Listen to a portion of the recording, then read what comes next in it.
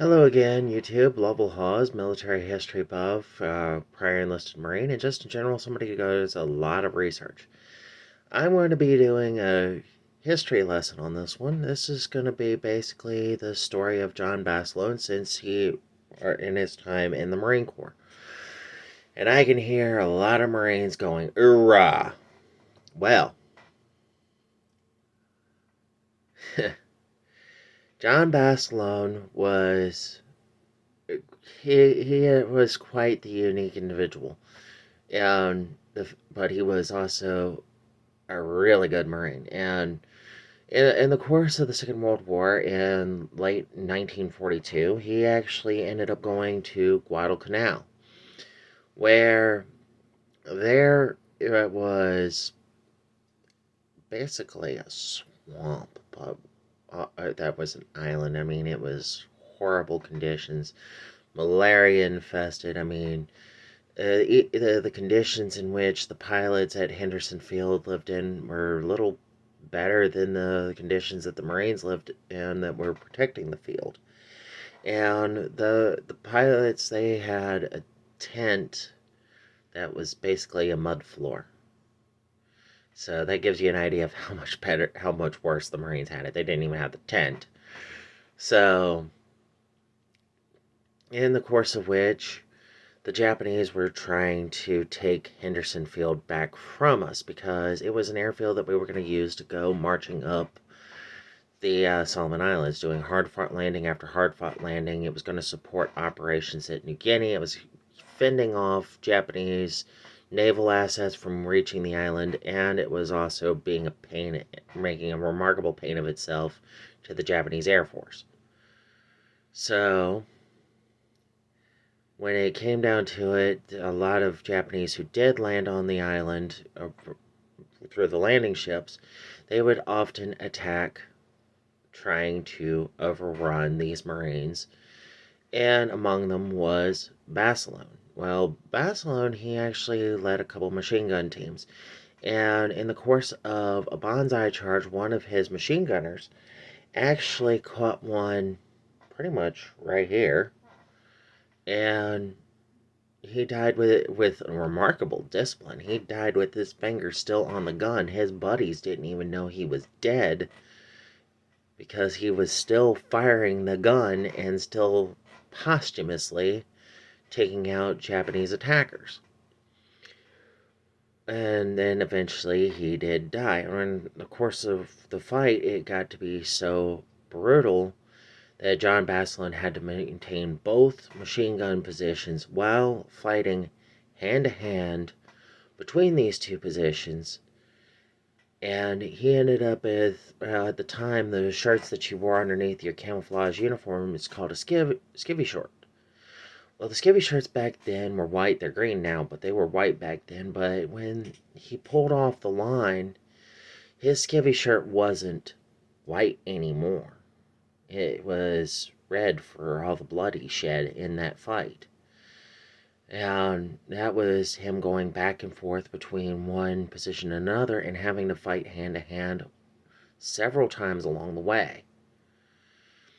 And afterwards, they awarded him the Medal of Honor, and he did go on a bit of a war bond tour. And the war bonds were designed to actually be investments that the richer people in the country could actually invest in and actually be able to support funding for more weapons and munitions. And it was basically granted that they were going to get a certain percentage back by the time the war was over. And Basilone, was being true to himself and true to the Marine Corps, was not satisfied with simply going, okay, I've already got a Medal of Honor. I've seen the worst of combat here. He decided he was going to go back back out there, back into a combat environment, and he made it in time to go to Iwo Jima. And that's where every Marine goes, yeah, that was a nasty bit of business there. And Iwo Jima was exactly that. There were tens of thousands of Marines who were killed and wounded it there. And John Basilone, unfortunately, was one of them. He stayed true to himself even when he found Marines on those sand beaches who were sandy shores that were trying to stay in a hole, trying to stay safe. He was kicking them, trying to get them out of the hole so that way he could get them to push towards their objective.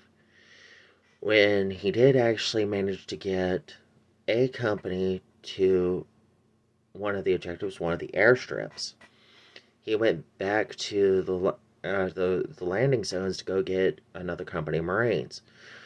Whilst on his way back, a mortar round landed near him, killing him instantly. But John Basilone,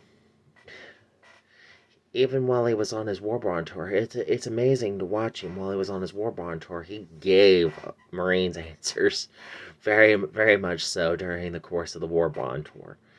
Yeah, he was quintessential United States Marine through and through, and I was like, the man, he definitely lived up to what Chester Nimitz said about Iwo Jima. Uncommon valor was a common virtue.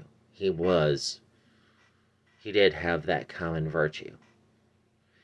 And he had it from the time that he landed at Guadalcanal all the way through. And it's a kind of a shame that he didn't make it through because it would have been rather interesting to read his memoir. And but Basilone is one of those stories that, unless you happen to be a United States Marine or a history buff, which I happen to be both, his story is actually not that well known. And it's like the remarkable story of such a man, I believe, needs to be brought to his attention. And I mean, I love the guys at Sabaton, however, they do not have much on the Pacific. They do have Midway, and they do have a song called Nuclear Attack, which is all about Hiroshima and Nagasaki. And personally, I would love to see them write a song about John Basilone. I mean, that would be a great one. And his story is one of those that I believe is well worth telling. And so I brought that to everybody's attention because it's like stories like this one is one of the reasons why I love the military history is because of what they don't tell you in the textbooks. It was like Basilone, through just sheer grit, determination, and a little bit of luck, made it out of Guadalcanal in one piece somehow, and managed to go to Iwo Jima and was still showing remarkable luck. Just the fact that he even made it off the beaches at Iwo Jima was remarkable. The fact that he even made it to the airstrip was incredible, especially the way he was conducting himself. And I was like, these kinds of stories are what I really get fired up about, especially when I myself do not know about these. So, but one of the parts about Basilone that I thought was most people would find remarkably disgusting and uh and just honestly just shows how much of a BA he really was. Is after the first thing he pulled off the line, he found a Marine artillery position. And he asked him for some food. He'd been fighting all night and he was hungry. So they handed him a pack of raisins. He didn't even bother to clean himself up. He stuck them in a pack of raisins, just started eating. And I was like, I can only imagine what he went through. And honestly, I'm not sure I would have cared either. Excuse me. But yes, John Basilone was one of those remarkable Americans who basically stood tall in hell and somehow made it through. And was still a remarkable man all the way up to the day he died.